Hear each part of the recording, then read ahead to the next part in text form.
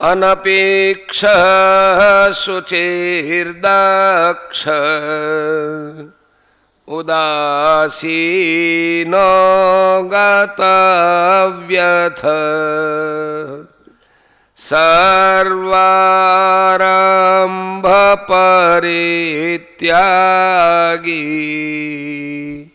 यो मद्भक्तः स मे प्रिय। जो पुरुष आकांक्षा से रहित, बाहर भीतर से शुद्ध, चतुर, पक्षपात से रहित और दुखों से छूटा हुआ है, वह सब आरंभों का त्यागी मेरा भक्त मुझको प्रिय है। प्रश्न: आकांक्षा से रहित कहने का क्या अभिप्राय है? उत्तर: परमात्मा को प्राप्त भक्त का किसी भी वस्तु से किंचित भी प्रयोजन नहीं रहता, अतः उसे किसी तरह की किंचित मात्र भी इच्छा, स्प्रिया अथवा वासना नहीं रहती, वह पूर्ण काम हो जाता है। यह भाव दिखलाने के लिए उसे आकांक्षा से रहित कहा है। प्रश्न: इच्छा या आवश्यकता के बिना तो मनुष्य से किसी प्रकार की भी क्रिया नहीं हो सकती और क्रिया के बिना जीवन निर्वाह संभव भी नहीं है, फिर ऐसे भक्त का जीवन कैसे चलता होगा?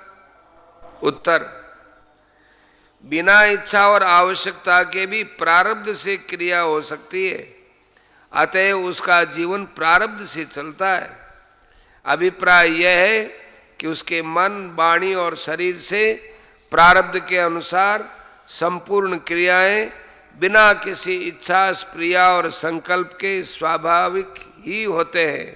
चौथे अध्याय के 19वें श्लोक में जैसा कि कहा है, अतः उसके जीवन निर्वाह में किसी तरह की अड़चन नहीं पड़ती। प्रश्न: भगवान का भक्त बाहर भीतर से शुद्ध होता है, उसकी इस शुद्धि का क्या स्वरूप है?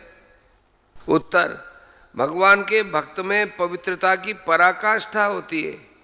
उसके मन, बुद्धि, इंद्रिय, उनके आचरण और शरीर आदि इतने पवित्र होते हैं कि उसके साथ वार्तालाप होने पर तो कहना ही क्या है, उसके दर्शन और स्पर्श मात्र से ही दूसरे लोग पवित्र हो जाते हैं।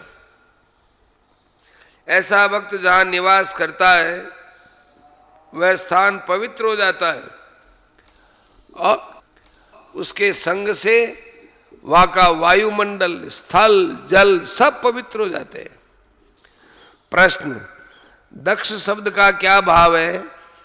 उत्तर: जिस उद्देश्य की सफलता के लिए मनुष्य शरीर की प्राप्ति हुई है, उस उद्देश्य को पूरा कर लेना ही यथार्थ चतुरता है। अनन्य भक्ति के द्वारा परम प्रेमी, सबके सुहृद, सर्वेश्वर परमेश्वर को प्राप्त कर लेना ही मनुष्य जन्म के प्रधान उद्देश्य को प्राप्त कर लेना है। ज्ञानी भक्त भगवान को प्राप्त हैं, ये भाव दिखलाने के लिए उसको चतुर कहा गया है। प्रश्न: पक्षपात रहित होना क्या है? उत्तर: न्यायालय में साक्षी देते समय अथवा पंच या न्यायकर्ता की हैसियत से किसी के झगड़े का फैसला करते समय में या इस प्रकार का दूसरा कोई मौका आने पर अपने किसी कुटुंबी, संबंधी या मित्र आदि के लिहाज से या द्वेष से अथवा अन्य किसी कारण से भी झूठी गवाही देना, न्याय विरुद्ध फैसला देना या अन्य किसी प्रकार से किसी को अनुचित लाभ हानि पहुंचाने की चेष्टा करना पक्षपात है। इससे रहित होना ही पक्षपात से रहित होना है। प्रश्न: भगवान का भक्त सब प्रकार के दुखों से रहित होता है, गतव्यथ है, इस कथन का क्या अभिप्राय है? उत्तर: मूल श्लोक में गतव्यथ पद है, इससे भगवान का यही अभिप्राय प्रतीत होता है कि किसी भी प्रकार के दुख हेतु के प्राप्त होने पर भी वह उससे दुखी नहीं होता, अर्थात उसके अंतःकरण में किसी प्रकार की चिंता, दुख या शोक नहीं होता। भाव यह है कि शरीर में रोग आदि का होना, स्त्री पुत्र आदि का वियोग होना और धन गृह आदि की हानि होना इत्यादि दुख के हेतु तो प्रारब्ध के अनुसार उसे प्राप्त होते हैं, परंतु इन सब के होते हुए भी उसके अंतःकरण में किसी प्रकार का विकार नहीं होता। प्रश्न, सर्वारंभ परित्यागी का क्या भाव है? उत्तर, संसार में जो कुछ हो रहा है सब भगवान की लीला है, सब उनकी माया शक्ति का खेला है। वे जिससे जब जैसा करवाना चाहते हैं वैसा करवा लेते हैं। मनुष्य मिथ्या ही ऐसा अभिमान कर लेता है कि अमुक कर्म मैं करता हूँ, मेरी सामर्थ्य से हुआ है, इत्यादि इत्यादि।